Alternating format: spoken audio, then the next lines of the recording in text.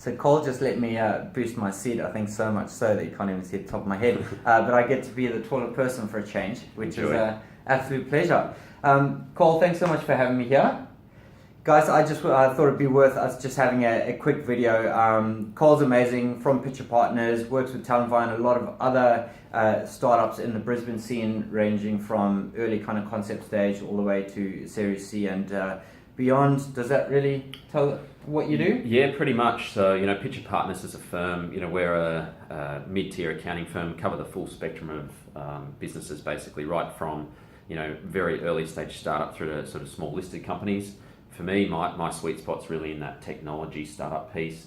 And as you mentioned, all the way from, people that come in the door with an idea and nothing more, help them go through that early phase and a bit of mentoring, right through to those startups that are, generating significant revenue, raised a heap of money, Series A, Series B, or potentially looking to exit. So really trying to help them through that life cycle, covering off on everything from finance through to tax, accounting, all of that sort of spectrum of what they need. So okay, perfect. And that means that in the seat that you guys have, you see a lot of mistakes probably being made. And I'd love for you to just share with the whole community, put simply, really, what are the main financial mistakes that you see startups make, and what are the things that people do right that gets them to those stratospheric levels? Yeah, sure. So, and I mean, it's a pretty broad question, because there's a lot of different areas where I do see mistakes being made. So things from that fit more in the legal sphere around shareholders agreements and those things, but I won't cover off on too much of those. Purely from a financial aspect, some of the things that I see more regularly, it's just around somebody that's got a great idea. They go out there, they're really keen, they want to start their business, they're building product, making that transition from building a product through to actually building a business and something that's sustainable into the future. That can be the difficult sort of bridge to gap effectively there. So some of the key things that I think people should really focus on in that part of their business. So one is, companies raise some money, whether it's from an accelerator program or from angel investors. I think at that point in time, they should really sit down, put together a budget for the business. Even though it doesn't seem like a sexy startup thing to do, but it is very important to understand how much money you've got, how fast you're spending that money, and how long that's going to last in the business. Because what I see often is companies raise $1 million, for example, seems like a lot. They get out there, they're spending money flat out because they're chasing the stars, which is great, but they don't actually understand how long that money's going to last.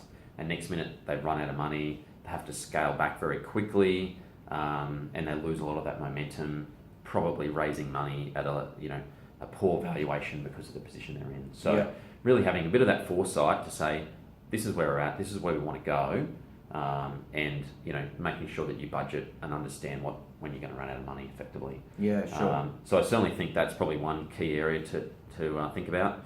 Because I think on that point as well, I think founders are often incredibly optimistic, and I know we kind of made this mistake of the first ever budget that we laid out. Before I raised, did our kind of seed round. I remember I cut off contact with a friend for about 3 months because he laughed in my face when I showed him my first budget that had us on about 60,000 MRR in about 3 months. Sure. And I think there's a lot of startups who think, well, maybe I don't need a budget because we've got this investment. All we need to do is put it into the funnel. We're going to be making so much money after 4 months, but it takes 5 times longer than everyone thinks. That's right. It is very difficult. It always takes longer.